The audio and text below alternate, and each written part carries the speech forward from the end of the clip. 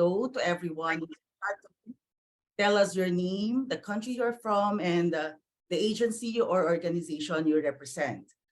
Please also ensure that your mic is muted to avoid interruptions during the presentations. We will be allotting a Q&A session where you can ask questions to the speakers or panelists. And during this Q&A session, we encourage the participants to raise their hands if they want to speak and wait for the acknowledgement of the facilitator before speaking. Alternatively, you can also submit your questions or share your reflections anytime in the questions box or in the chat room through text or emoticons.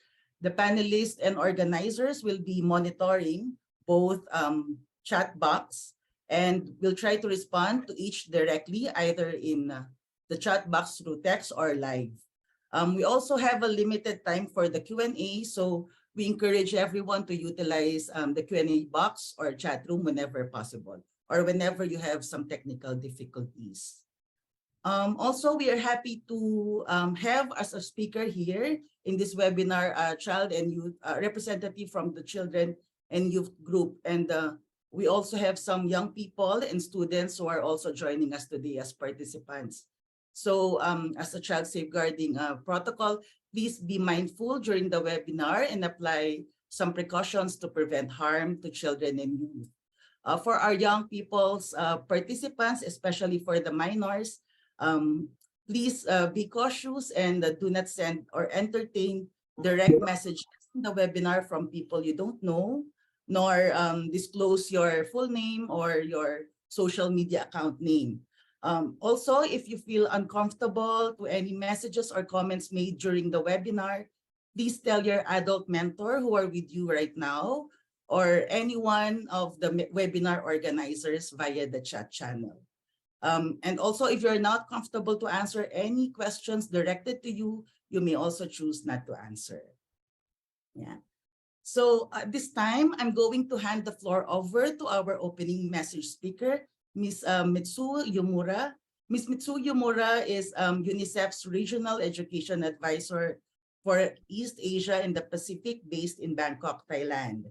She brings over 20 years of experience in education, international development, and humanitarian programming in Asia, Pacific, Africa, Middle East, and South America. Prior to her current appointment, Ms. Yomura served as the Chief of Education in UNICEF Myanmar country office for 6 years. And she also worked at UNICEF in different countries, including Kenya, Papua New Guinea, Vietnam, Ecuador, as well as in other international organizations. Over to you, Yomura-san. Thank you very much, Nadia. Very good afternoon, everyone. Thank you very much for your participation today. And I'm very delighted to be part of this very important event and then deliver these opening remarks. Now, new analysis from UNICEF reveals that globally, approximately 1 billion children live in countries that are at extremely high risk from the impact of climate change.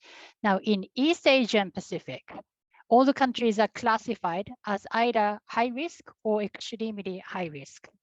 In Asia and Pacific, estimates suggest that the 200 million children per year will have their lives severely disrupted by disasters over the coming decades.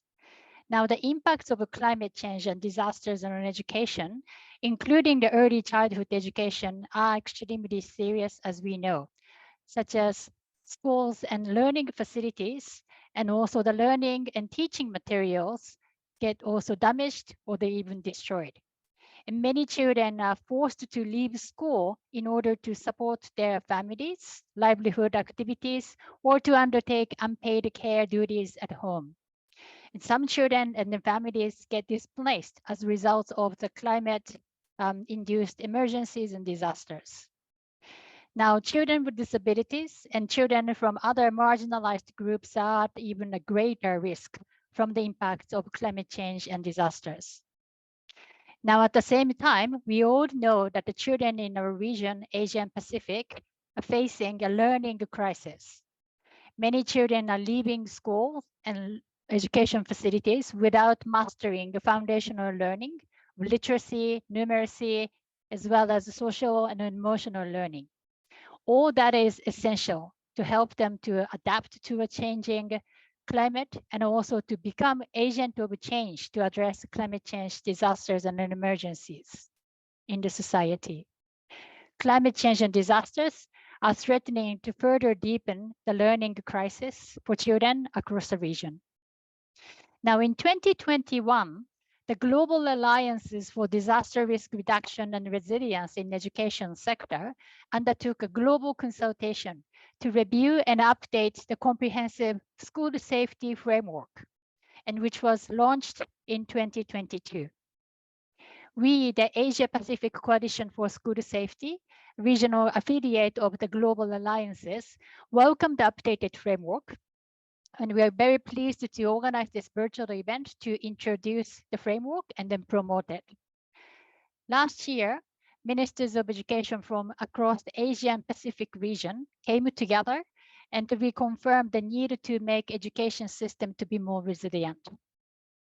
Now, comprehensive school safety is already part of existing platforms such as ASEAN Work Plan.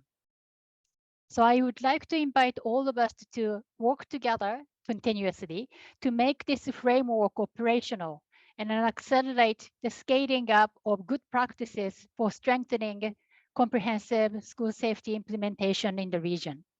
Throughout this platform, working with the government representatives, children, youth, and civil society organizations, as well as the private sector, I do believe that we would be strengthening the collaboration to protect the child rights to education and safe learning. We thank the panel members who would share their experiences today, and we encourage you, all of you, to actively share your thoughts and suggestions so that we can work together even more closely and really make sure that every school is going to be a safe place and that every child will really enjoy safe learning. Thank you very much for your attention and your active participation in the webinar today. I wish us a very fruitful discussion today. Thank you very much. Over back to you, Nadia. Thank you very much, Yumura-san. Now, I would like to hand over the floor to Mr. Nia Ching Chong. Nia Ching Chong is the Regional Disaster Risk Reduction and School Safety Specialist of the Asia Regional Office of Plan International and serves as the focal point and secretariat for the Asia Pacific Coalition for School Safety. Yeah. Over to you, Nia. Thank you very much, Nadia, and thank you to Ms. Misue for the opening remark. I hope everyone can hear me well. If you are in the room, please give me a maybe thumbs up if you can hear me well.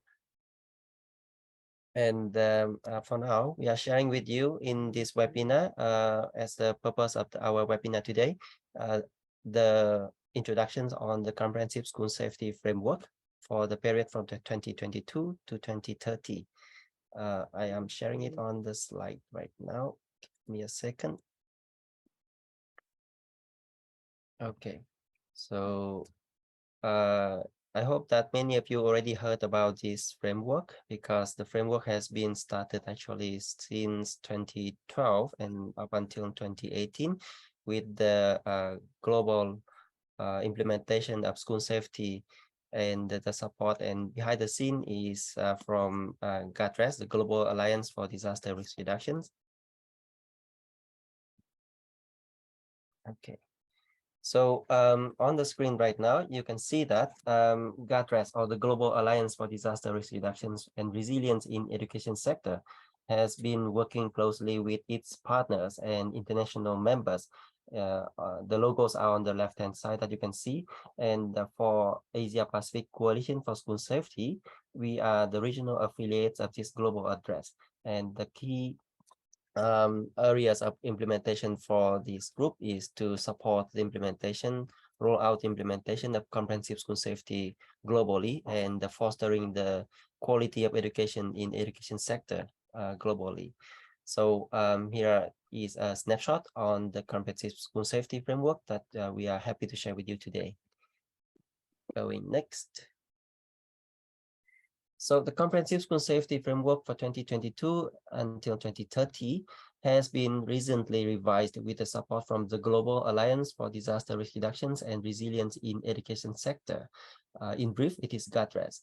The reasons for these updates and also the revisions of the comprehensive school safety framework is because in the previous years of implementation, we have observed lots of challenges, and also the all hazard and all risk approach has been also included in the latest version to ensure that it covers the better child protection and also fostering the quality of education. In this latest version, it already included the natural and climate change induced disasters. We also have the technological disasters and hazards.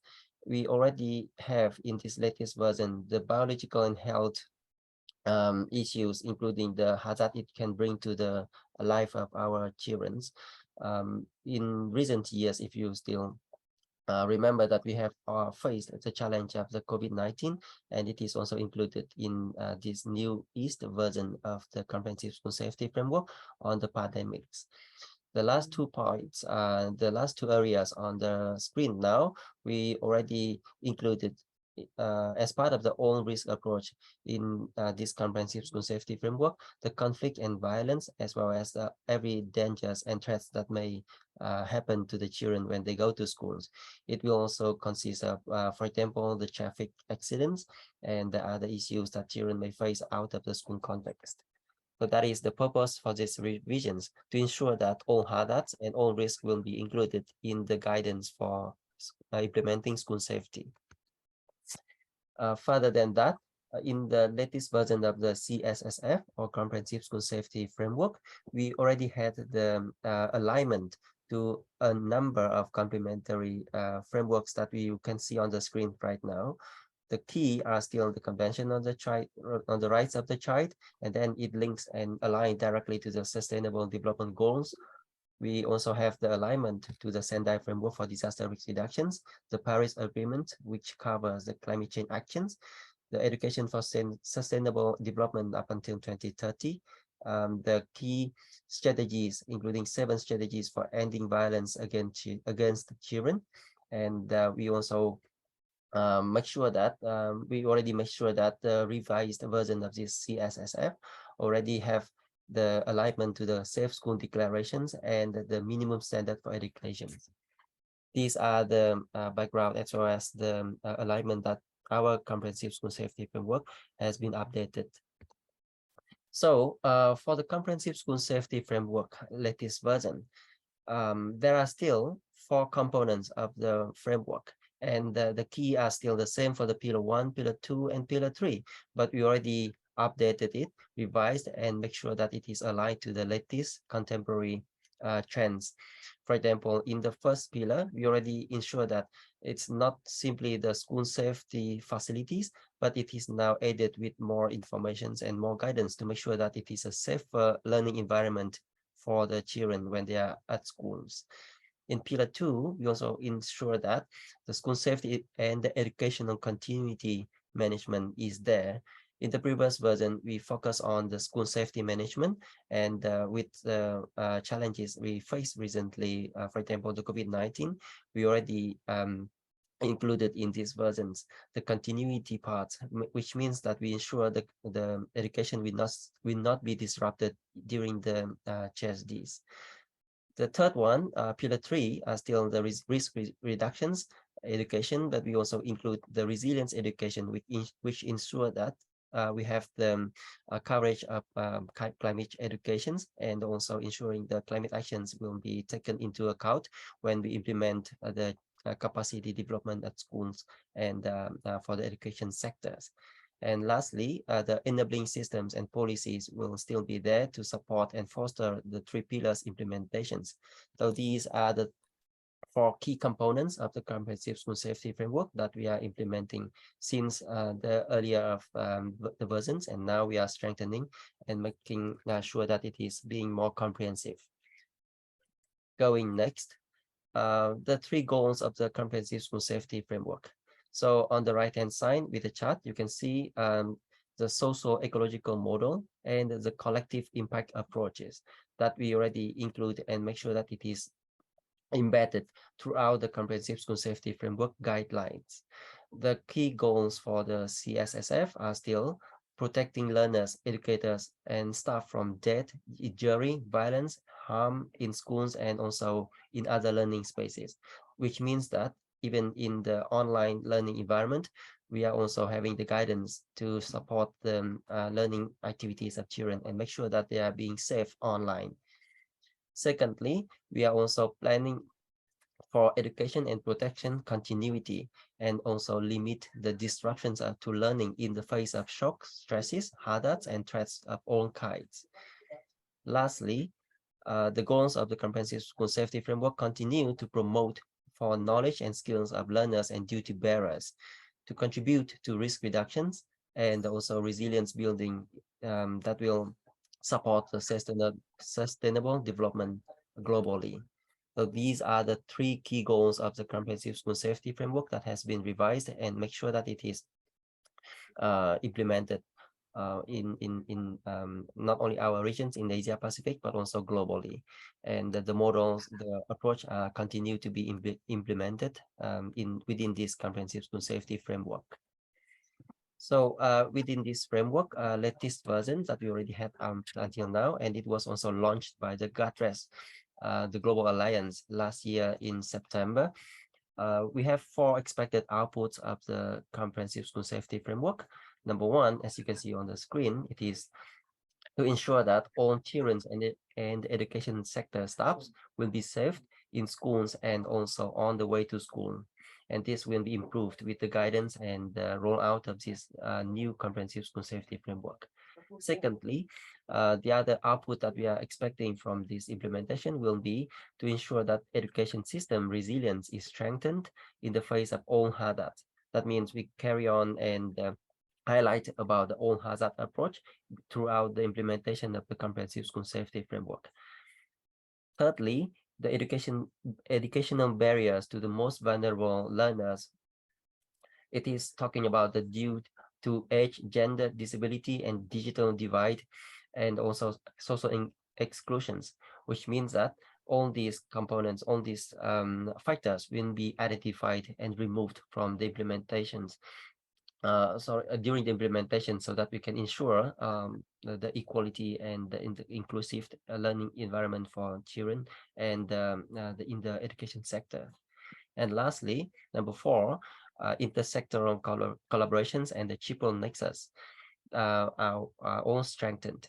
And when we are talking about the triple nexus, we are ensuring that humanitarian development and also peace building will be included during the implementation of the framework, and that also included the coverage of all hazard approach, including the conflict settings or human-induced situations.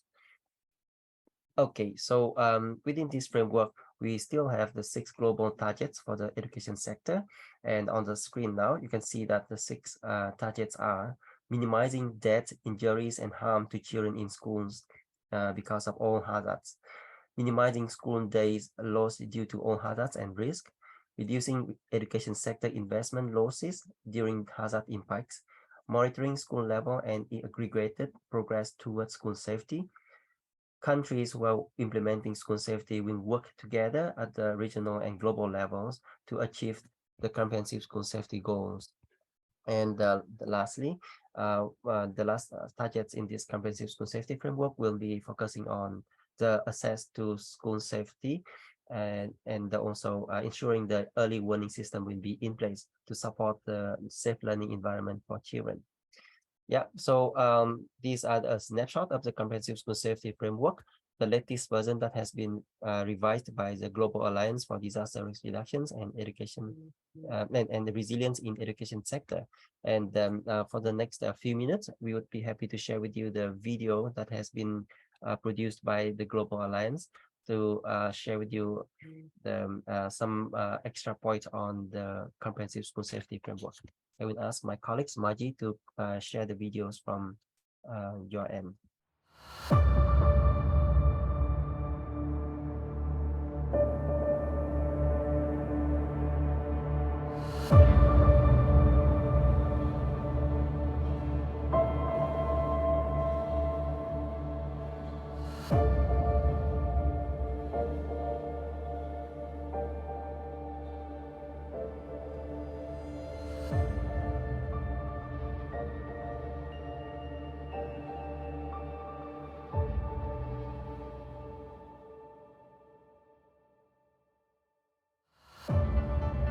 human actions have created the climate crisis. So, children from Pakistan to England and small island developing states such as mine are on the front line of the climate crisis, leaving education and basic school safety up in the air.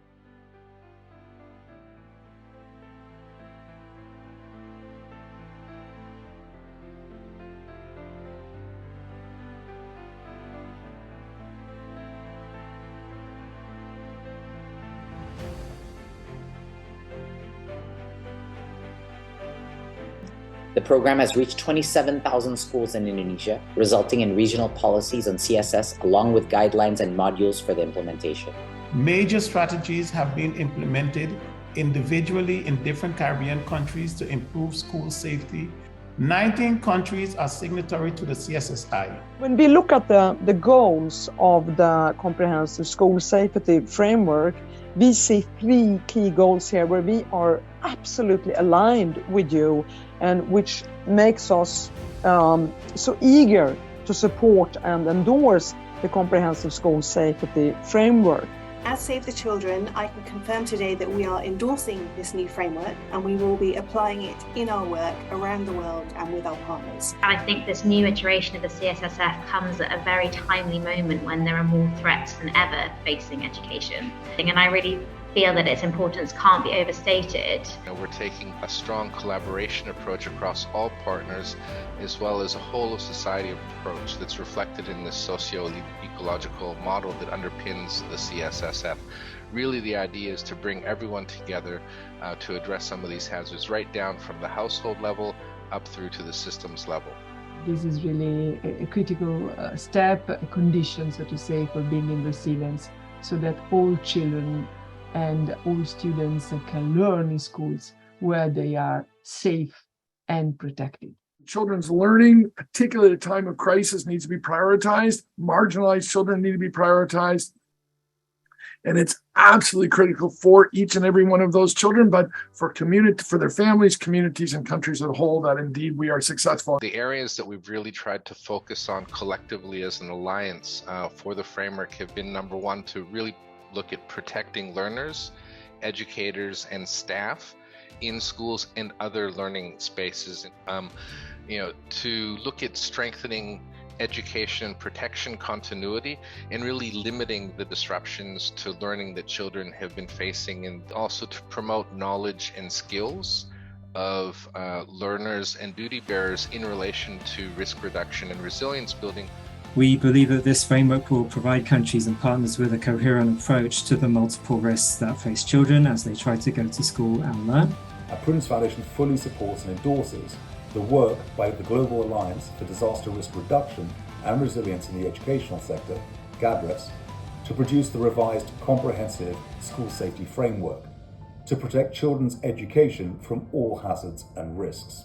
One of the major efforts we've made as an alliance is to try and ensure that there's strong alignment between the CSSF and a number of different interrelated global frameworks that are supporting safety, resilience, DRR in the education sector for children. Countries and partners should endorse the framework to collectively escalate their ability to protect education from the ravages of war and other hazards, and ensure that students and educators can learn and teach in safety and acquire the knowledge and skills to build more resilient, just and peaceful society.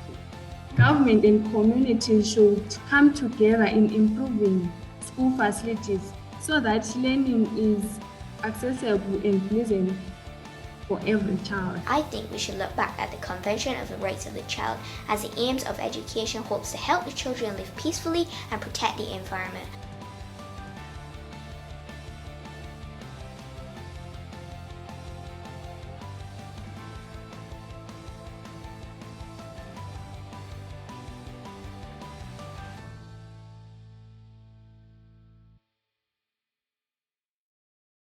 Thank you very much, Maji, for sharing the video. So yeah, these are the snapshots that we would want to share with you about the Comprehensive School Safety Framework 2030. And we will be able to share with you the link if you want to access the framework and read it further. Feel free to access through the link which will be provided in the chat box. And you can download a copy and also learn more about the Comprehensive School Safety Framework to advocate for its implementation in your country. Thank you very much. I hand it over back to our moderator now, Nadia. Yeah, thank you very much, Nia. So today I'm very happy to let you know that we are joined by an amazing set of speakers who will be sharing their experiences and messages in implementing the comprehensive school safety framework in the respective context in the Asia Pacific region. For our first speaker, we have Ms. Zuleka from Pakistan, who is the advisor and program manager of the Gender and Child Cell of the National Disaster Management Authority of Pakistan. Over to you, Ms. Zuleka.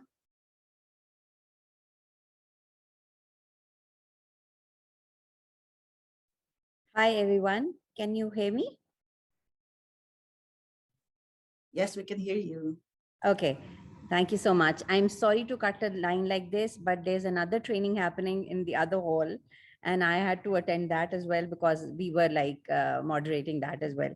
So thank you so much for having me on this. I would just like to introduce the Pakistan School Safety Framework as it happened.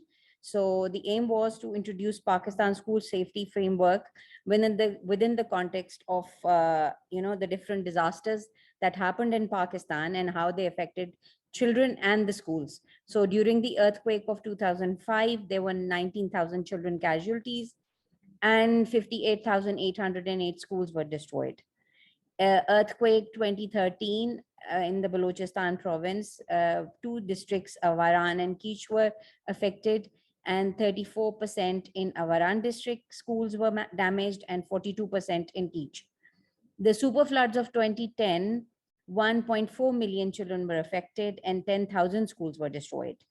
And as you all know, the unfortunate incident of 2014 December, when around 132 school children were killed in a terrorist attack. After this, the need arose, to introduce the Pakistan School Safety Framework in Pakistan. So, keeping in view the Sustainable Development Goals 2030, the goal number 4 is quality education, ensure inclusive and equitable quality education, and promote lifelong learning opportunities for all. So keeping that in view, and then Pakistan's pledge at SARC High Level Policy Dialogue 2015, that was to reduce vulnerabilities through protecting children in emergencies, disasters in the perspective of the Sendai framework for DRR. Keeping all this in view, the National Education Policy was introduced in 2009. Para 5.5, Section 5.5, Para 105 of NEP 2009 states that awareness raising should be done for preparedness and response against disasters. Emergency related themes to be included in the curriculum of schools. Teachers trainings related to education and emergencies. Emergency related manual guidelines in teacher training institutes and libraries. Provision of guidelines to building departments as per international standards, compliance of construction standards by educational institutes, and provision of SOPs for pre and post disaster actions. So the National Disaster Management Act was passed in 2010. It said develop guidelines and standard operating procedures for an adequate response to disasters, with a special focus on the needs and concerns of vulnerable groups in the population. And being from the Gender and Child Cell in the NDMA, children are a basic component of our vulnerable groups that we focus on. So the international frameworks that we were working on, and the national ones, was the National Education Policy in 2009, the NDMA Act, then the 2050 to 2030 Sendai Framework, the Sustainable Development Goals, and our pledge in SARC.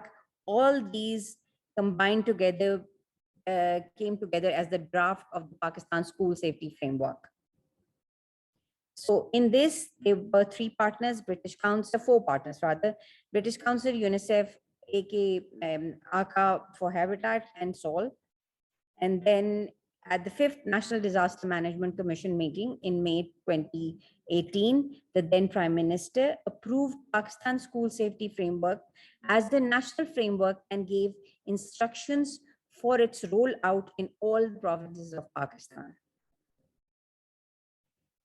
Now, the definition of the Pakistan school safety framework in context of our disasters and NDRR is providing a safe environment for school children in a school where disaster risk resulting from natural calamities or human-made disasters of whatever kind is reduced to an absolute minimum. Excuse me, Ms. Zuleka. I think Yeah. your screen is not moving. So can you redo the sharing screen? I think the sharing screen is not the one that you use. We only see the need of for PSF slide now. Okay, so you can't see my screens? Yeah, can you reshare your screen? Okay, I'll reshare that. Okay, sorry, I'm sorry about that. No worries. Okay.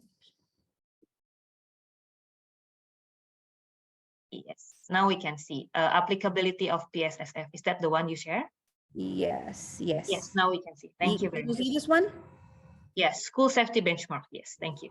Okay, so the bare essential minimum standards, which if not met, render the school unsuitable for schools, community, and turns a hazard into a disaster, thus placing it into the category of an unsafe school. Meeting the minimum standards will only render a school satisfactorily safe for its functioning against any disaster. Next screen. So the applicability of PSS was in all the private schools, government schools, and all the informal education institutions. In that, we include the madrasas, the religious training schools. I hope that you know that we have round about more than 30,000 madrasas in Pakistan. So the Pakistan school safety framework was to be applied over there as well. So in the rollout, the stakeholders were the development and implementation partners, media, parents and local community, law enforcement and security agencies, students, obviously, then the NDMA, which is the National Disaster Management Authority, the PDMA, that is Provincial Disaster Management Authorities, and then the DMAs, which were the District Disaster Management Authorities. Then there was school admin, the owners of schools, of private schools, the management of schools, local bodies, municipal departments, planning and development departments, federal, provincial, and district educational departments. All these were the stakeholders in PSSF. So components of PSSF were, the first one was we have to ensure the safety of the infrastructure of the school. And the second was premises, the physical safety of the premises. We had to ensure fire safety in schools. The environment in and outside the school had to be safe, and the psychosocial safety of the children studying in those schools. The operational framework of PSSF was in prevention and mitigation. We were focusing on safe site selection, building code compliances, retrofitting of schools with unsafe infrastructure, fire safety, non-structural mitigation, school safety measures review, supervision and control. And in preparedness and risk reduction, we were focusing on building maintenance, school risk assessment, physical psychological protection, participatory school disaster management coordination mechanisms, education continuity plan, SOPs and contingency planning, advocacy, capacity building with the school management, the parents, the teachers, the children, and the child-centered disaster preparedness, risk reduction education, and monitoring and evaluation. So PSF roadmap was a series of national consultations were held from February to August 2016. On August 18, 2016, a draft PSSF document was approved. The pilot program was run from November 2016 to February 2017. From October 2018 to May 2019, PSSF scale up in ICT was done, and then the provincial implementation of PSSF was done in 2018 onwards. From March 2019, the advocacy and communication campaign for ICT schools was started, but eventually when COVID stuck, and immediately after COVID, the super floods of Pakistan happened, and this program unfortunately had come to a halt. But now in 2023, when everything has settled down, and there is reconstruction going on in the districts affected by floods, we are going to start the scale up of the because we had done the scale up in only one province, that was Punjab, but now we are going to take it to other provinces as well. So the school safety cycle was the school safety committee, and coordinating with the emergency response teams. There was a school safety plan made. Then it was the implementation of the school safety plan and self-evaluation done of this whole plan by the school safety committee and the emergency response teams. Self-evaluation done by schools was, there was a checklist, there were observations, interviews, documentary evidence, the scoring was done, and the minimum, the school safety standards were determined. There were like 3 benchmarks: minimum, desirable, and ideal. The internal evaluation by district evaluation teams was done. That was another evaluation system. First, there was the assessment of the school safety plan, school self-evaluation checklist, the mock drills, the internal evaluators checklist. Then there was a scoring, and then the school safety standards were then like minimum, desirable, ideal were then suss out from that.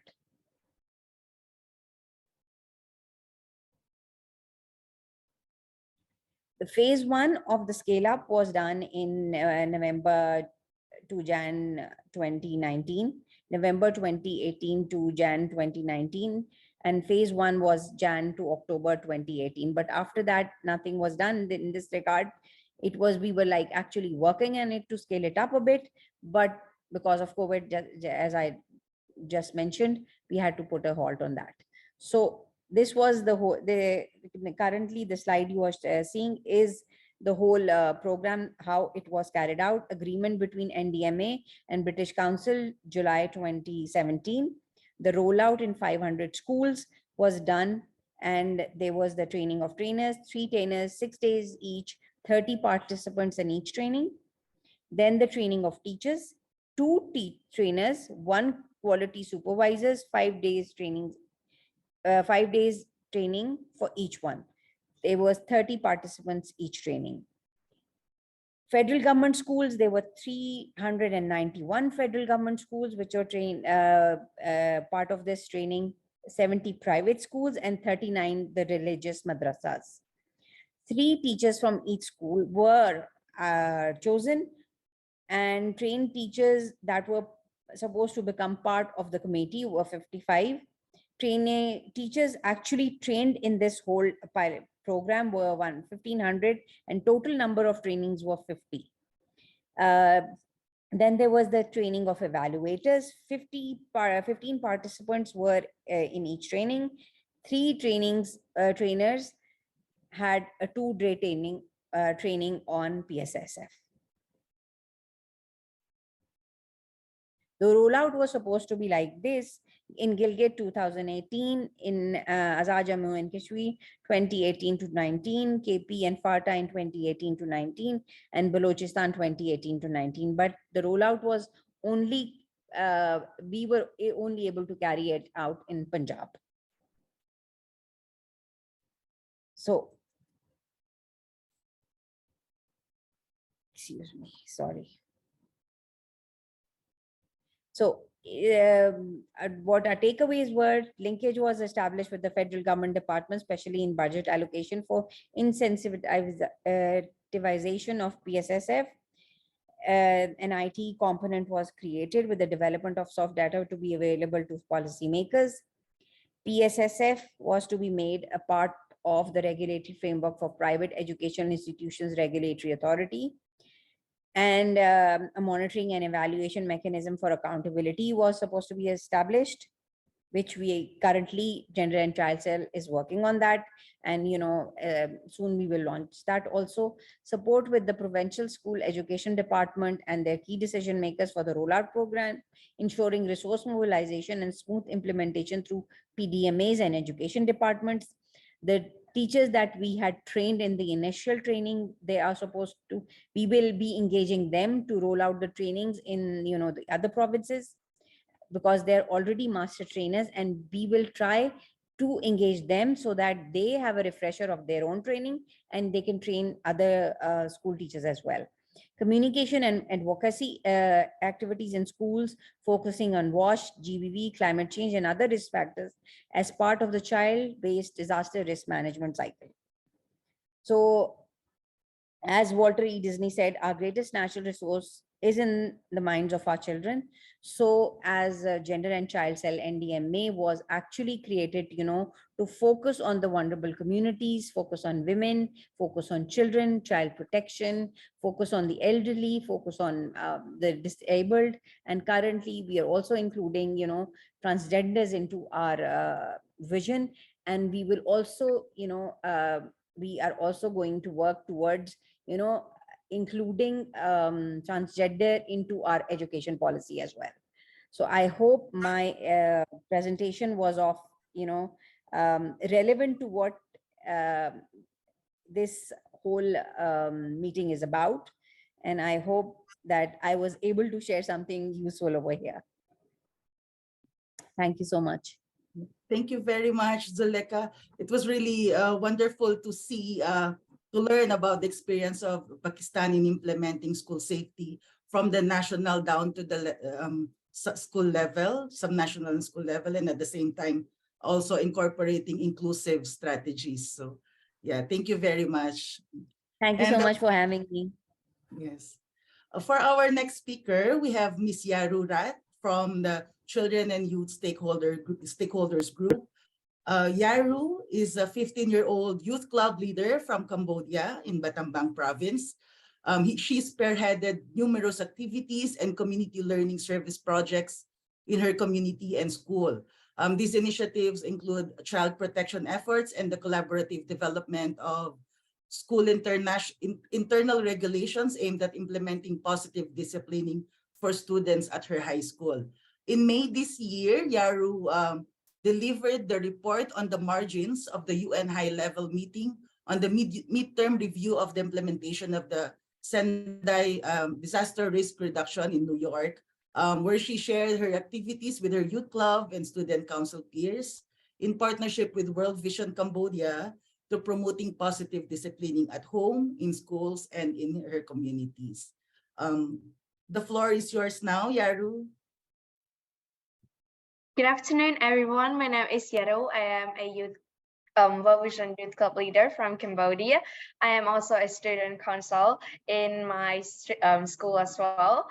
Today, I am going to talk about my experiences and collective efforts in implementation and advocacy for disaster risk reduction and climate change in education sector in my country. So in my community, there are strong wind and flash flood. So everything must be built to protect and think ahead of the issue. In my school, there are 2 buildings for students to study in. The buildings are very strong and sturdy.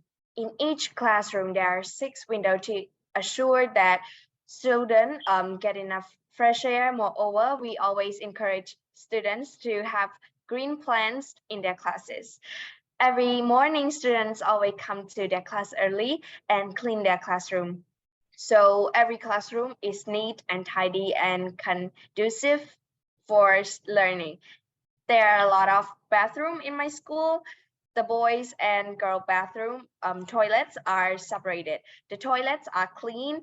Our school has built pathway for students to access to the latrines. In my school, we don't have rubbish bin. You may wonder how. Well, we choose to have no rubbish bin and no rubbish. We want to teach the students to self-manage all of the rubbish that they have. During the break time, they can bring their rubbish to the garbage incinerator by themselves, or they can bring it home. In the future, we are planning on reducing plastic usage in our school as well. There are a lot of trees in my school. We always plant them every year, and we committed to plant over 10 trees each year. In most interesting parts of my school is probably the greenhouse. There are 2 greenhouses which locates near the dormitory. The greenhouse grow on organic vegetable that planted by the teachers and some students who live in the dormitory. Most of the vegetable was sold to the community, and the rest is for the students and the teachers. By the planting the vegetable in the greenhouse, students not only gain knowledge, but they can also learn the importance of the organic vegetable, and especially it is delicious. In Cambodia, the most noticeable climate change is probably the temperature and the unpredictability of the weather. There are 3 main disasters that we face every year. It is drought, strong wind, and flood. The Ministry of Education, Youth, and Sports has developed self-school guidelines, which align with Asian Common Framework for Comprehensive School Safety. The lessons are some disaster risk reduction and climate change, or integrated in the curriculum for students. The lesson that I used to study when I was in 7th grade are earthquake, drought, and strong wind. The most common way for students to get to school is probably driving, motorbike, bicycle, and walk. And every morning, teacher always advise students to wear their helmets whenever they drive their motorbike. The challenges that we face is some school students have not received any training related to disaster awareness to protect themselves from disaster. The understanding about disaster risk reduction and climate change among community, local authorities, and public people are limited, even though they are affected by it. Today, I want to take this opportunity to represent the children's voices to the leaders, stakeholders, and everyone to focus on these few important things. And my key asks are, number 1, we need to reinforce the implementation of school safety framework. 2, raising awareness campaign and provides more training to relevant stakeholders such as school teachers, parents, local authorities, and school disaster management committee. 3, national and local government allocate resources to reduce disaster risk reduction and climate change. Thank you so much. Thank you very much, Yaru. Your work in your community is very inspiring. I'm sure most of our young people participants in this webinar were also inspired. For our next speaker, we have Attorney Christian Rivero from the Philippines. Attorney Rivero is the Director of the Disaster Risk Reduction and Management Service at the Philippine Department of Education Central Office. He is a lawyer, an environmental planner, and a teacher by profession. He holds a Juris Doctor from the University of the Philippines and several graduate degrees, including Doctor of Education. Prior to this current post as Director 4 of the DepEd Disaster Risk Management Service, he was connected with the Commission of Higher Education in the country. His passion and advocacy are on education, thus the conscious choice to work in government agencies and simultaneously teach. Direct Rivero, the floor is yours now. Hi, good day to everyone. It's an honor to be able to share the experience of the DepEd when it comes to the CSSF. In terms of the presentation? Yes, I'll be sharing it, Director. Okay, thank you. Thank you, Marlon. So I'll be sharing the experience of DepEd, in terms of the implementation of the CSSF. I think we can consider DepEd to be a champion of the CSSF. Next slide. So this is the flow of the presentation. I'll be in terms of the CSSF in the education sector. We'll also be able to talk about the trust, needs, and gaps, pillar 1, 2, and 3, and takeaways. Just a context, I think that in the Philippines, we are considered now to be first in the World Risk Index according to the 2022 data. We usually get a minimum of 20 plus typhoons. We have it all types of disaster except snow. And in terms of the DepEd, we have around 27,000 schools. We have 1 million employees, and I think, if I'm not mistaken, around 22 million learners. Okay, next slide. So, next slide. So, as early as 2015, we have already institutionalized DRRM in the basic education framework, and we have integrated the CSSF. So, if you look into the slides, we have the strategic directions, the areas coming from RA 10121, that's a law. Prevention, preparedness, response, recovery, and rehabilitation, and the CSSF in terms of the 3 pillars. Number 1, safe learning facility. Number 2, school disaster management, and pillar 3 would be DRR and education. Next slide, please. So it is in terms of the CSS initiative. CSSF is embedded in the M&E processes of DepEd. In fact, in 2019, the CSS monitoring tool was integrated in the basic education information system. So the tool captures in terms of the enabling environment. So we have put in place the systems as well as the policies. And again, the 3 pillars. Next slide. As to the trust, we adhere to the national building codes and non-structural mitigation measures. We have to look into that. So we observe those things. There are policies that has to be observed when it comes to the construction of the schools, precisely because workmanship, I think, is very important. As to the risk assessment, maintenance, waters, and power are in place. So we obviously want that in a school. Those are basic needs, and they should make learning for our students better. And we also have the national greening program. So like the garden, solid waste management, and tree planting. So we usually conduct those things. The schools have their own sort of small backyard farm garden, wherein these are aligned with our trust for the national greening program.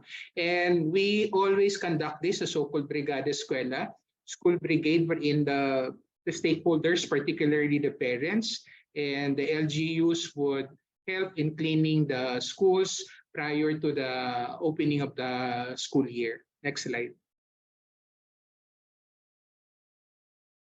As to the needs and gaps, we observe, and this is obviously a result of there is a need, as I've mentioned.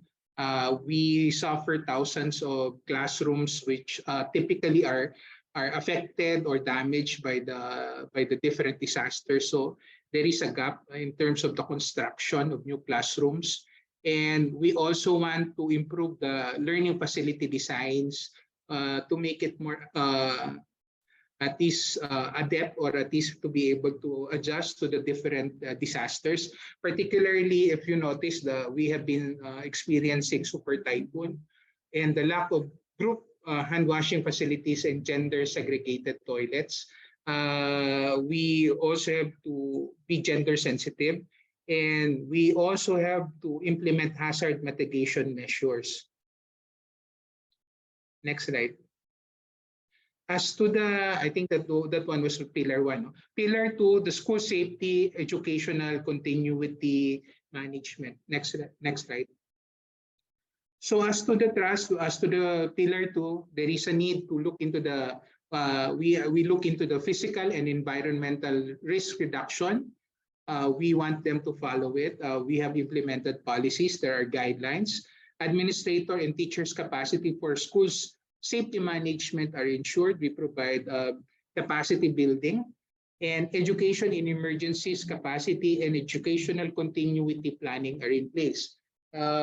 We have already established protocols. We have linkages with the different government agencies and our NGOs and partners like Save the Children, UNICEF, and others.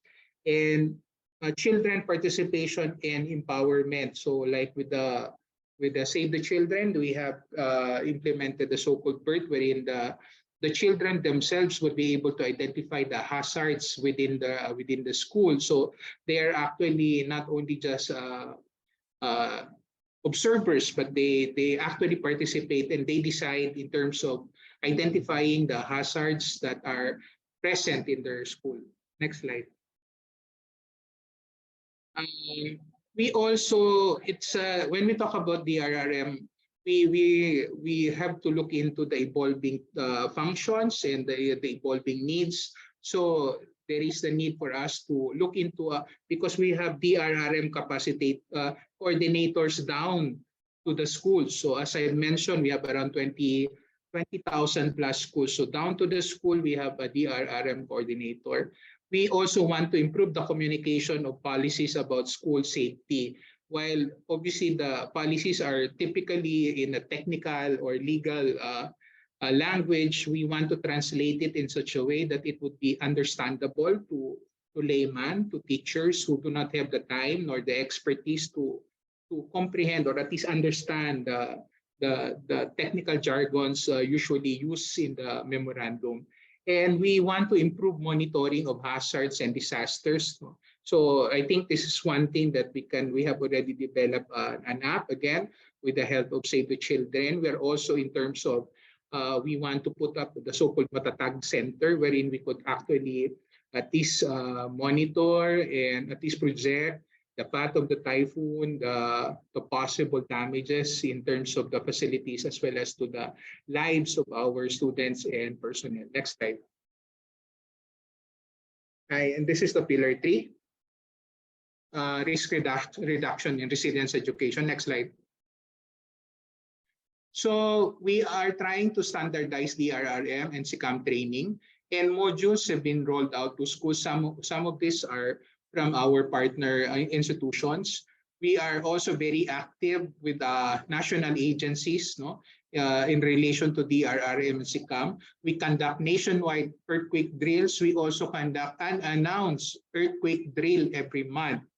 And we have risk reduction and resilience and climate change education in the informal education. So I think one of the questions that was raised earlier was in terms of about what about those PWD. So we also try to capture those learners. So we want to integrate DRR in their learnings, and the creation of DRRM subject in the general academic strand, particularly in the senior high school. So this is already embedded in the educational sector in the country. Next slide. As to the needs and gaps, we want to improve learning delivery of DRRM and SICAM. I think the usual challenge is how do we really measure in terms of the impact. We can claim that we have already incorporated, but as to its effects, really, I think it is a little bit challenging. So enhanced learners' understanding, that's also a challenge because, again, there are technical jargons, but some of our learners and some of the communities, they adapt their own vernacular interpretation, or they have their own language as to what these possible disasters are and include DRRM and SICAM items in the National Achievement Test. So we want it incorporated in the achievement test so that we can actually see what are the gains and what are the areas wherein we could still improve and expand collaboration efforts with the communities. Again, at the end of the day, when we talk about DRR, it's a shared burden, and the community has, I think, they have a very critical role in handling DRR and in including the comprehensive school safety. Okay, next slide. What are the takeaways?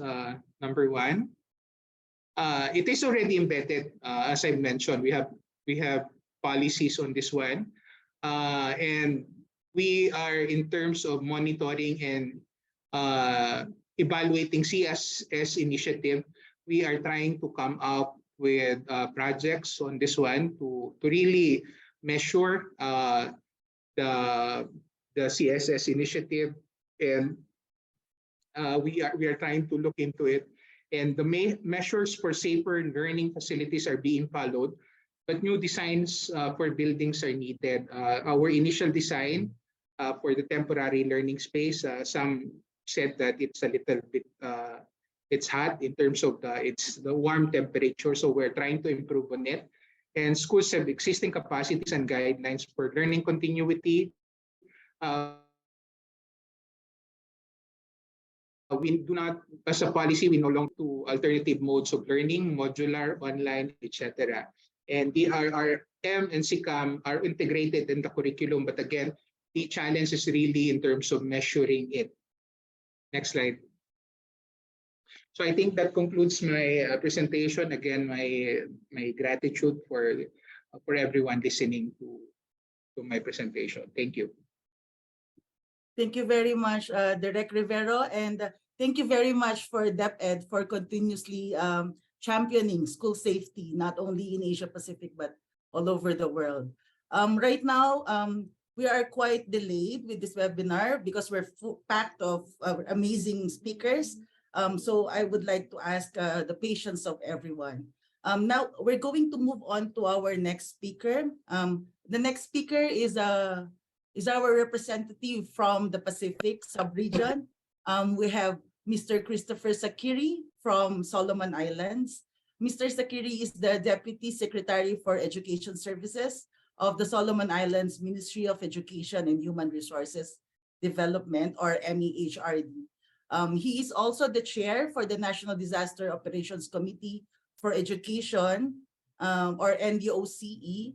He used to be the manager for monitoring and evaluation of MEHRD from 2018 to 2020 and was a school inspector for from 2005 to 2017. He was also a school teacher back from the 90s until the early 2000s. Over to you now, Deputy Secretary Sakiri. Thank you. Can you hear me? Can you adjust the volume a little bit louder?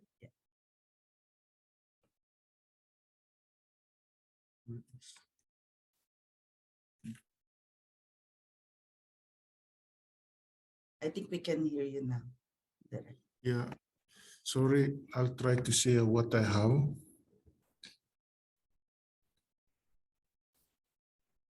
Do you have a presentation? John, do you have the presentation? Can you share the presentation?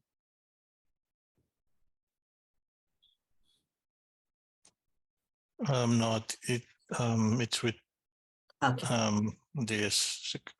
So you will see. Sir, do you want to share the PowerPoint presentation, or are you going to just speak without the presentation? John, can you share what you have with you? John? Right, yep. Yeah. Thanks. Sure. All right. Okay. Okay, please go ahead, sir, and we'll figure out how to share your presentation.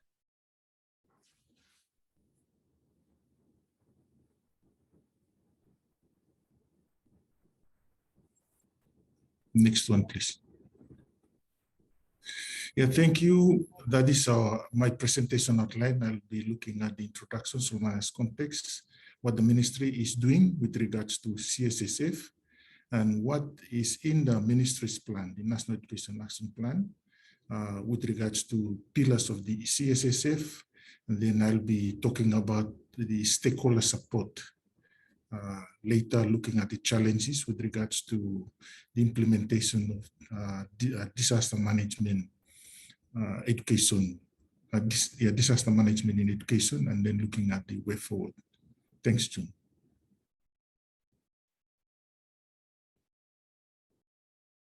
Next slide, John.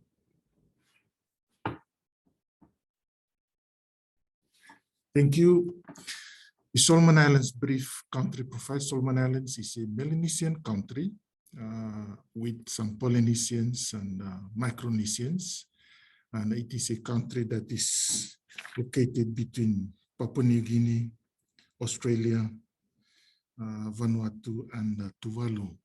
It has a population of more than 721,000, with the capital Honiara on the island of Guadalcanal. And for everyone's information, the Pacific Games 2023 will be held in the Solomon Islands. However, it will be in the time where the Solomon Islands is usually experiencing cyclones. Solomon Islands as a country in the Global Risk Index 2021, it was rated second. In 2020, it was fifth, but for the 2021 risk index, it was rated second. Solomon Islands did experience emergencies impacting the education sector and the schools, as in 1986, we experienced a tropical cyclone Namu affecting schools and communities in Guadalcanal and Honiara, resulting in most schools, especially in Honiara and Guadalcanal, closed. And one of the senior secondary schools in the Solomon Islands, which is called Selwyn College, was relocated from its first location to another location, also in the West Guadalcanal. Also in 1988 to 2003, we did have an ethnic conflict, which resulted in most schools, especially in Guadalcanal and Honiara, being closed. That resulted in somehow reduced enrollment when the schools were open in Honiara especially, but increased enrollment in the different provinces because most students from the different provinces returned to their home islands. In 2017, the Solomon Islands also was affected by an earthquake, which is 8.1, affecting Western and Coastal provinces. Also, the schools in those provinces were affected by being closed, and also school infrastructure were destroyed during that earthquake. In 2013, Solomon Islands also experienced an earthquake of 8.1 magnitude scale in Temotu province, again, eastern part of the Solomon Islands, resulting in the closure of schools and destroy of school buildings. 2014, the Solomon Islands experienced flash floods in Honiara and Guadalcanal again. The schools were affected, being closed, and also schools were used as evacuation centers, temporary evacuation centers. 2016, an earthquake also happened in Solomon Islands, affecting Makiraulawa province, resulting in schools being closed and also destroyed. 2021, we had a riot in Honiara that resulted in Honiara schools being closed for some times, and also one senior high school in Honiara being burned down during that riot. And 2020, 2022, the COVID pandemic resulted in schools closed for about 6 months in 2022. Thank you. Next slide, John. Solomon Islands does have the following documents we have this Solomon Islands National Development Strategy 2025-2035, and in that document we do have different objectives, with one of the objectives, which is objective 3, focusing on all Solomon Islands having access to quality health and education. And one of the strategies there is to ensure that all Solomon Islands can access quality education and the nation's manpower needs are sustainably met. Also in that document, we do have an objective, which is objective 4, which refers to resilient and environment sustainable development with effective disaster risk management, response and recovery. From that National Development Strategy, we managed to develop the National Education Action Plan 2022-2026 that focuses on disaster management in education. And the key priority areas in that document are learning continuity, safe schools, and disaster preparedness. Next. And if we are to look at what the Solomon Islands has in relation to the CSS framework for Pillar 1, safe schools, safer schools facilities, in the NEAP 2022-2026, we have safe schools. And what we have done so far in relation to Pillar 1, for the CSSF, we managed to have school infrastructure policy already in place, but needs reviewing. Also a toolkit for WAS facilities in the schools already developed.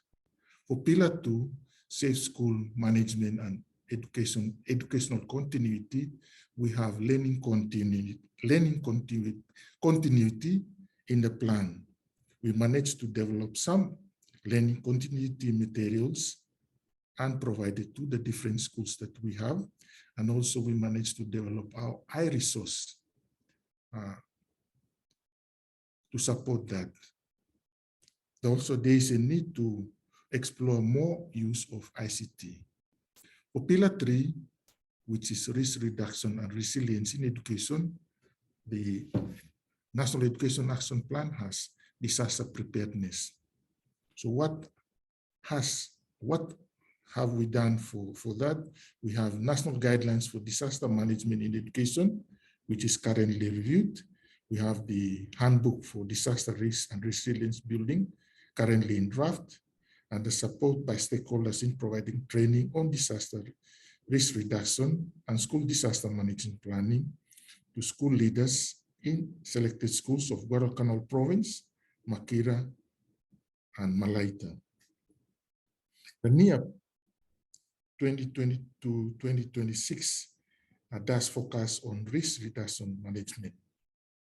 Also, the NEAP captures all the pillars of the CSSF.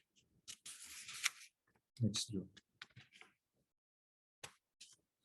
Stakeholder support to CSSF in Solomon Islands. The Solomon Islands National Disaster Arrangements under the National Disaster Office in the Solomon Islands, we do have an arrangement that has the National Disaster Council, the National Disaster Operations Committee, which education is part of it.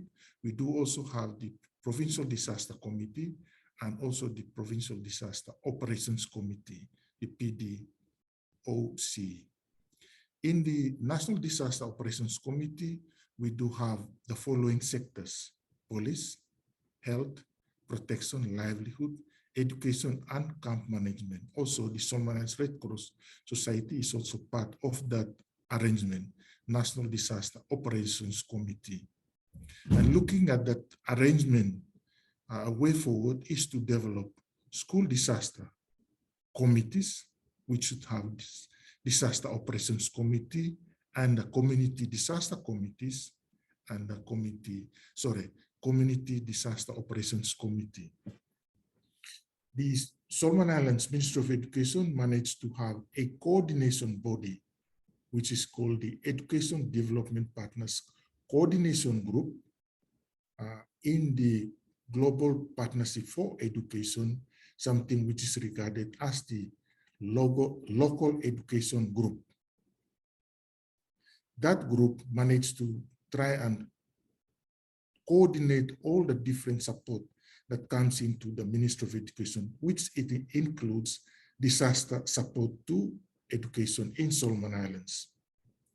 For the Asia Pacific Coalition for School Safety, there was a document developed in 2017, which is called Limiting and Planning for Schools as Temporary Learning Centers in Emergencies, a document developed for Pacific Island countries. Also for the Solomon Islands, there was a document with support from Save the Children on key messages for disaster risk reduction and resilience, focusing on, again, the Solomon Islands, a guide to public education and awareness. The Ministry of Education does have support in relation to disaster provided by the Australian Department of Foreign Affairs and Trade, the New Zealand Ministry of Foreign Affairs and Trade. We do also have UNICEF support, and also the People's Republic of China, plus other donors like Save the Children. For the challenges that we have with regards to disaster risk management in education, we do have an issue with budget for disaster risk management and school safety. Also, we have an issue with when a disaster is not declared by the government, then it will be provided less attention. And finally, we have disaster management in education and school safety always seen as separate or standalone programs or projects from MAID's core business or ministerial functions. Next slide. For the way forward, this is what we have. Continue to engage with the Solomon Islands government and the Ministry of Finance to ensure that there is sufficient budgetary allocation for school safety and the overall preparedness components for the ministry across all levels, that is from the national, provincial, and the school levels. And also we are to ensure that new schools are constructed based on the national building codes, that the policy that we have developed stipulates that. Also, the rollout of training on the school-based disaster risk reduction handbook, ensuring that 3 pillars of the comprehensive school safety framework are well covered.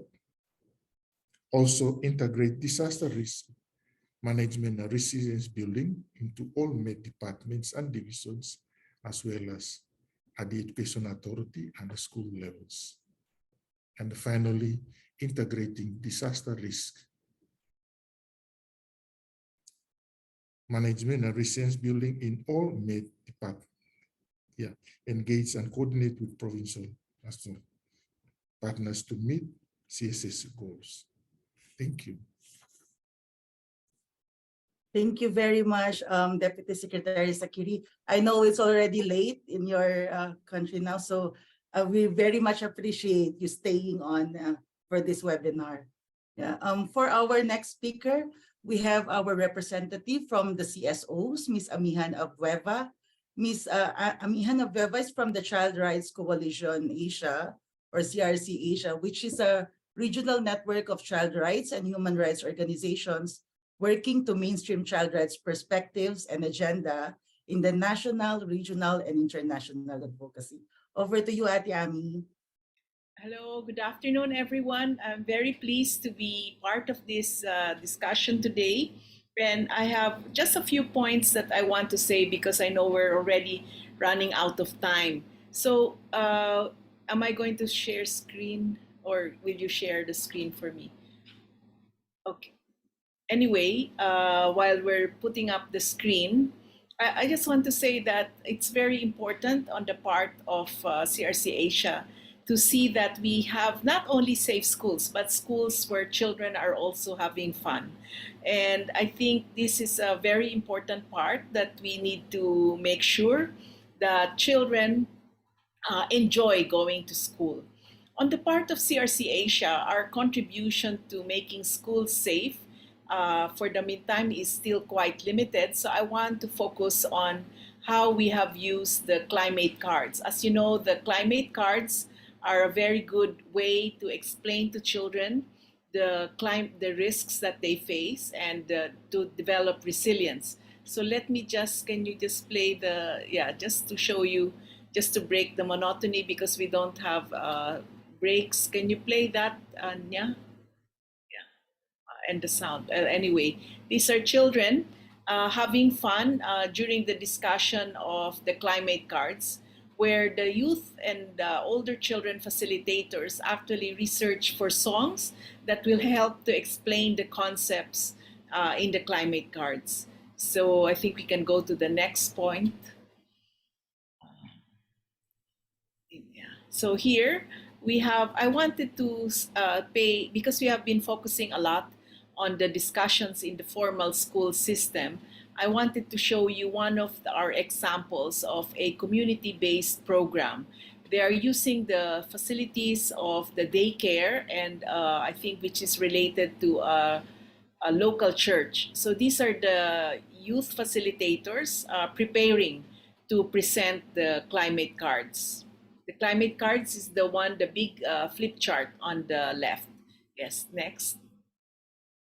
And here, I wanted to show you that in studying the climate cards, it actually helps the children learn more about geography, for example, and many other related topics. Yeah, next.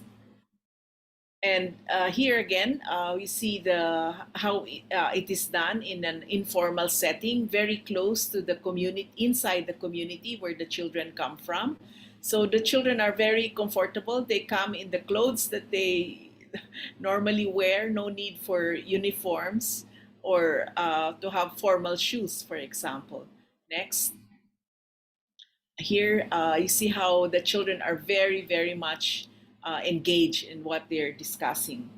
I wanted to stress again, the role of youth and older children to be able to reach out to younger children to explain the concepts of climate change as well as how to understand the different hazards and how to build resilience. But I also want to say that while we are talking about safe schools, we have to remember, and I think many speakers have already said, that safe schools also means that we have to make sure that the children are safe from all types of hazards.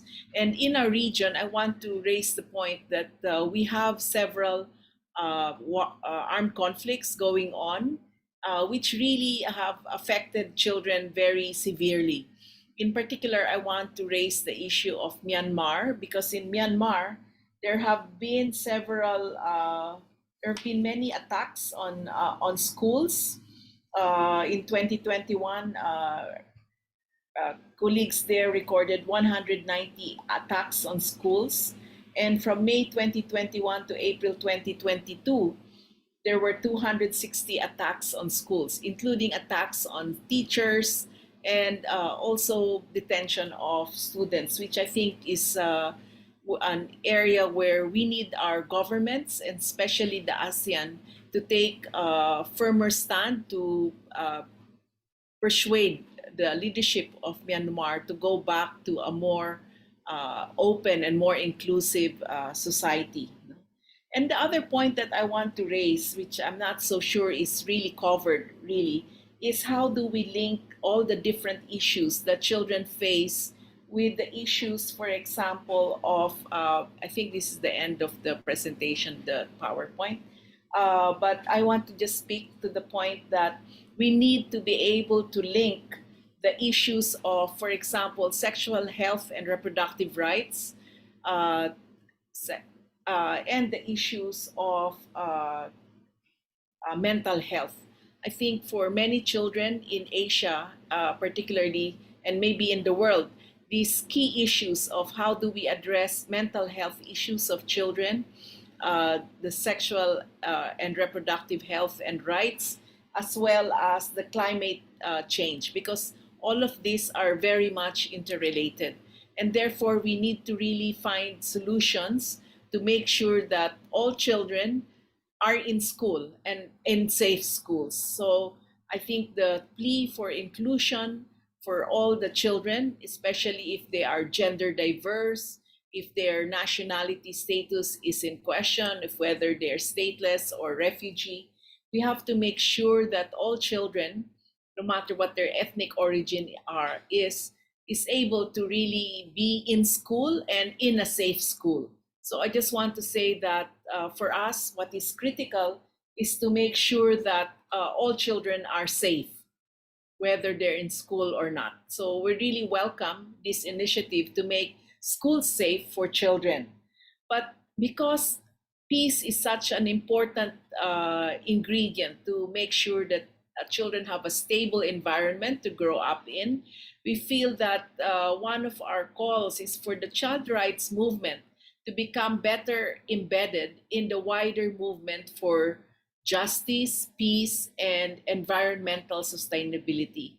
I think if we see that the development of safe schools has to happen in this context where we're pushing our societies towards peace and justice and climate sustainability, environmental sustainability, then we can really ensure that there will be safe schools for children.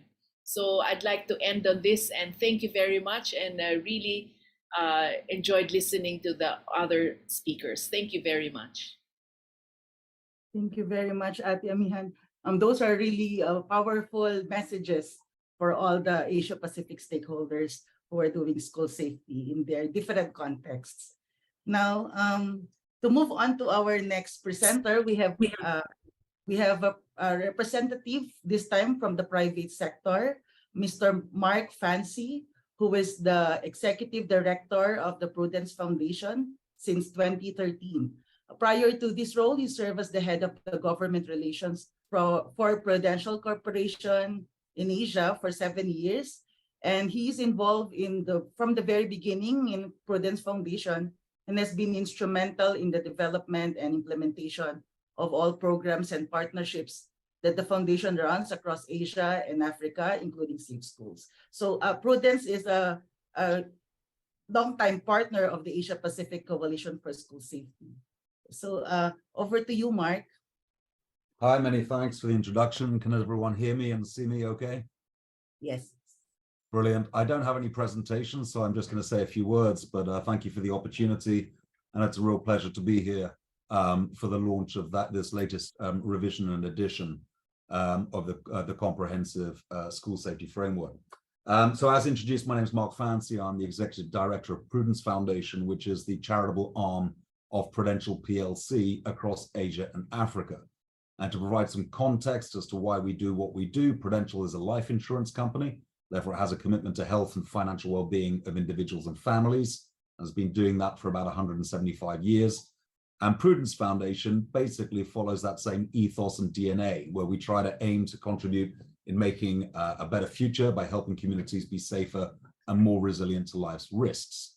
And we really focus on initiatives around education, health, and safety.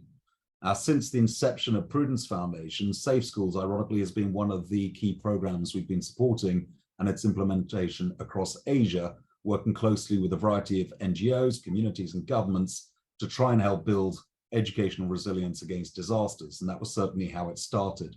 So in the safety sort of aspect of the work we do, disaster preparedness, risk and recovery was a key element of focus. And as a life insurer, focusing on preparedness makes a lot of sense, and getting school safety up and running and protecting children in light of mitigating risks was very much aligned with what we do.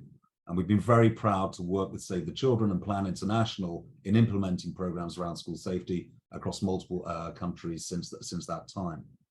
Now, over the last 5 years, this culminated into a collaboration with the Department of Education in the Philippines and Save the Children to look at implementing a comprehensive school safety ecosystem project, leveraging technology to roll out at scale and kind of reach as many schools as possible nationwide to establish an evidence-based model of safe school implementation.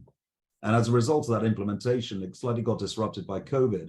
And COVID was a bit of a wake-up call around the all-encompassing mitigating risks that children and schools are exposed to. It isn't just about natural disasters, and as we've highlighted across several of the speeches today, there are a whole realm of different risks that children are being exposed to over the coming years. That being climate, that being COVID, that being disease, that being conflict, and what have you. So it's very timely, and we thought it was a very good to have a discussion about relaunching and revising the comprehensive school safety framework. Climate change is also exacerbating the impacts, as we all know, and especially out in Asia, as we all feel on a regular basis, and especially in the Philippines, where there's an ongoing increase of natural disasters.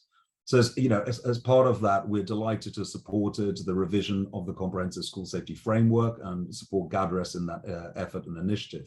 And in forward gazing, part of the work that we're now looking to support, and we're planning, especially with Save the Children and GADRES, is how to catalyze the implementation of the comprehensive school safety framework across Asia and Africa and the rest of the world. How do we encourage more governments, policymakers, private foundations like ourselves, different NGO actors, to help governments in the implementation of that from a policy level and advocacy level, all the way down to an actual implementation in schools and implementing that framework in countries. The aim of this strategic advocacy and thought leadership is leveraging the technical expertise across those countries. And really, there are three key components of this work. One, supporting and enhancing the comprehensive school safety framework knowledge and evidence globally. And part of that is to deliver a sustainable digital comprehensive school safety policy monitoring survey and improving the access to best practice on this kind of policy and implementation and guidance. So how can we implement a survey across the world to just get a baseline of where countries currently are at in their implementation of a school safety framework? They're working with national actors to strengthen the implementation and working with foundations, et cetera, globally and regionally across Asia and Africa to look at developing sustainable, scalable learning resources and deliver this framework advocacy strategies across multiple countries. And lastly, how do we increase the global attention and resources around the comprehensive school safety framework? How do we bring in other funders? How do we bring in other NGOs? How do we ensure that this is top of mind for governments, for educational actors, and for climate actors? So it's delighted to be present and participating in today's event. I think this is part of that journey.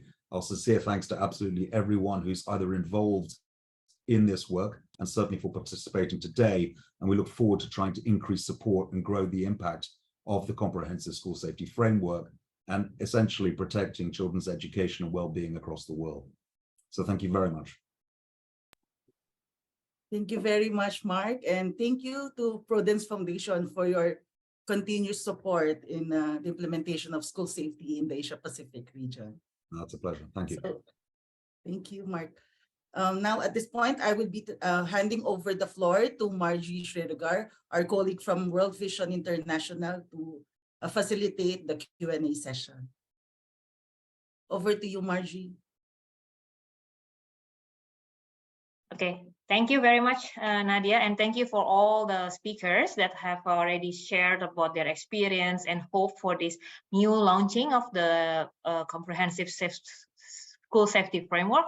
And now we want to ask the audience, after you're hearing all these presentations and sharing from our governments, from our child and youth leaders, and also from private sectors, from community society organizations, how we as individual or representative or organizations would like to contribute to this launching to make sure that it can be implemented well in our own countries. So you can see now in the screen, you can see the QR code. You can scan it in your handphone or in your tablet.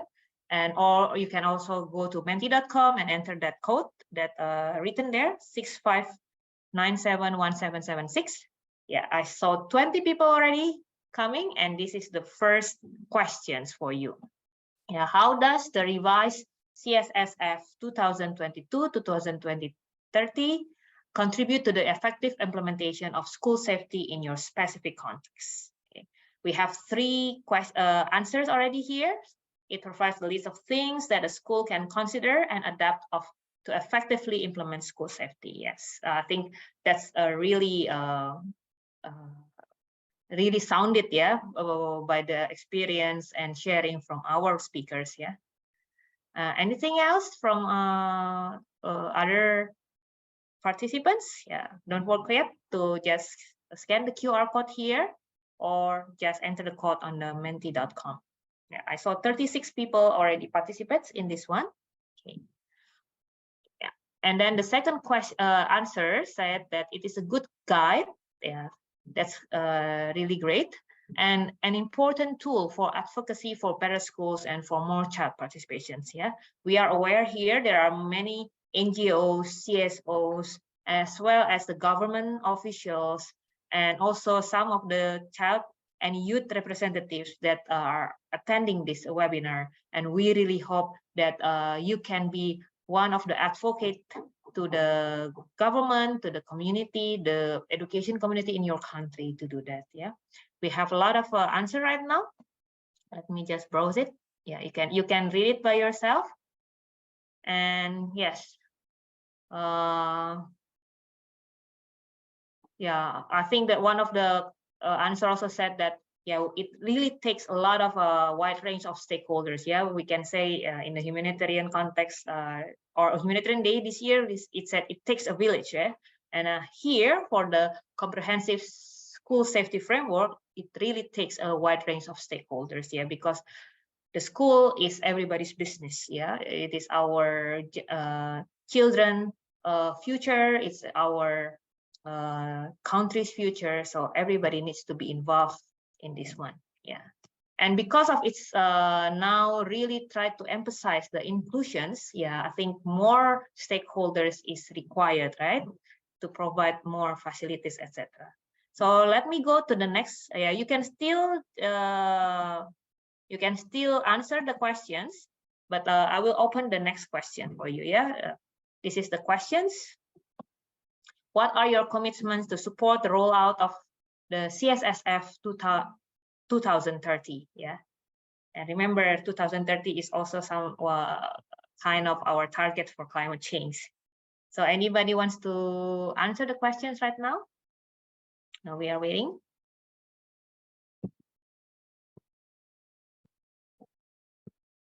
Yeah, I guess if you can see, there are a lot of issues already being considered in the new framework, yeah, from climate change, child protections, health facilities, yeah, inclusion facilities, inclusion awareness. Those are the things that already put in the framework right now. So it is become more comprehensive, and hopefully, yeah, we can commit, yeah, as an individual as well as a representative of our organizations, that we can also support the rollout of this CSSF. Yeah, we can see some answers. Yeah.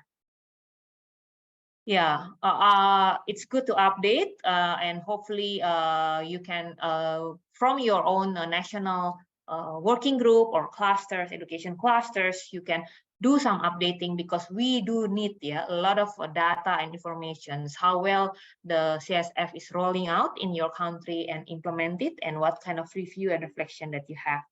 Yeah. And provide an orientation to partner schools, yes, because in the end, it is about the school that really needs to implement all this one, and everybody needs to support the school. Yeah, the climate cards, yeah, and promote child participation in DR, and yes, because the school is about children and youth, then children and youth should be the subject, yeah, to participate and lead also the decision-making process in this, yeah, in this CSSF. Yes, let's go, because of the time, let's go to the next questions. You can still write, and then this is the last questions. What resources do you have and need to support the implementation of CSS in your countries. Yeah, we really need to know what kind of capacity that you already have in countries, but also we need to know if you need support, yeah, because as a Asia Pacific Coalition for School Safety, we do want to support all the countries in this region to really roll out the CSSF smoothly in your country, as well as we are also part of the GATRES. So we really need to know what kind of capacity or what kind of support that you need from us. Yeah, I think budget is always the questions.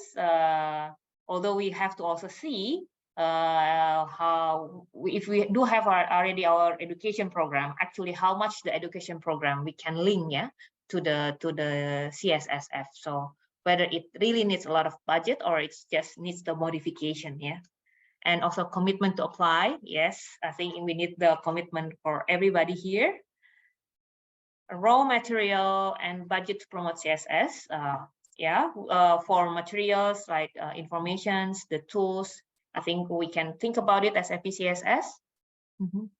Capacity buildings, protections, yes. Okay. And capacity building. So it's it's about capacity building. It's about budget or resources, and it's about commitment. I think as most of us here as like education practitioners from the CSO, NGOs, government, and child representatives, I think we know that we are working in this program. So hopefully with whatever available right now, we can work together. And from APCSS, we will see how we can support you with all the materials that you need to promote the CSSF in your countries. And you can also contact us later, either APCSS or GATRES for this information. I think we are running out of time. Thank you very much. The menti.com is still open. I will not shut it down, so you can still continue. And also after this Zoom, there is another quiz that with the same questions that you can also use if you haven't answered from this Menti. So thank you very much for your participations, and over to you, Nadia. Yeah, thank you very much, Margie. Unfortunately, because we don't have a lot of time now, we cannot accommodate replying to your questions live, but we'll make sure the organizers and APCSS will make sure that we will coordinate with the speakers to respond to your questions that you posted in the chat box. But before we formally close our webinar, I would like to go over a few ways forward in Asia Pacific after today's launch of the Comprehensive School Safety Framework. Firstly, there are proposals for conducting follow-up launches of the Comprehensive School Safety Framework in countries and sub-regions in Asia Pacific. So one of which is the confirmed one is in the Pacific, the launch in the Pacific sub-region. We will keep you posted on the confirmed dates and schedule of this launch. Secondly, GADRES will soon be releasing an operational guidance package for the CSS framework, and the APCSS partners are looking into the possibility of adapting or translating some of these documents in the package for the Asia Pacific context. And finally, the APCSS will also be initiating several efforts to support the rollout of the framework in the region, including the development of digital training tools and mapping or surveying school safety policies and programs in the Asia Pacific region. For more information on the Comprehensive School Safety Framework 2022-2030, you can log in on gadres.net. So with that, we're running really late. So with that, I would like to close this webinar and have a good day to everyone. Thank you very much.